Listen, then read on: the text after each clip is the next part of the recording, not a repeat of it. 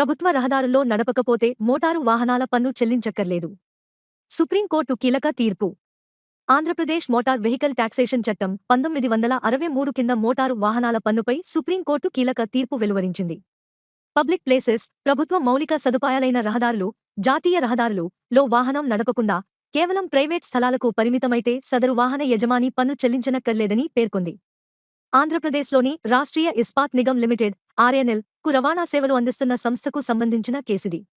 ఇందులో సదరు సంస్థ తాము ఆర్ఎన్ఎల్ స్థలంలోనే వాహనాలను నడుపుతున్నామని, పబ్లిక్ ప్లేసెస్లో వినియోగించడం లేదని, కాబట్టి మోటారు వాహనాల పన్ను నుంచి మినహాయింపు ఇవ్వాలని సంబంధిత ఆంధ్రప్రదేశ్ అధికారులను కోరింది. అనంతరం కేసు ఆంధ్రప్రదేశ్ హైకోర్టుకు చేరింది. పబ్లిక్ ప్లేసెస్లో వాహనాలు నడపడం లేదన్న సంస్థ వాదనతో న్యాయస్థానం కూడా ఏకీభవించింది.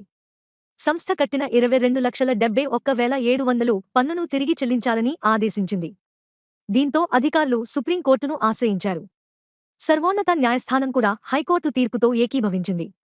ప్రభుత్వ స్థలాల్లో వాహనాన్ని నడపకపోతే ఆ కాలానికి సదరు వాహన యజమానిపై మోటారు వాహనాల పన్ను భారం మోపడం సరికాదంది. రోడ్లు, జాతీయ రహదారులు తదితర మౌలిక సదుపాయాలు వాడుకుంటేనే పన్ను చెల్లించాలని జస్టిస్ మనోజ్ మిశ్రా, జస్టిస్ ఉజ్జల్ భుయాన్ల ధర్మాసనం తీర్పు వెలువరించింది. ఏపీ మోటార్ వెహికల్ టాక్సేషన్ చట్టం 1963లోని పబ్లిక్ ప్లేసెస్ను నిర్వచించే నిబంధన 3ను ఉటంకిస్తూ ఈ పదాన్ని ఆలోచించే చట్టంలో ఉంచారని ధర్మాసనం తెలిపింది.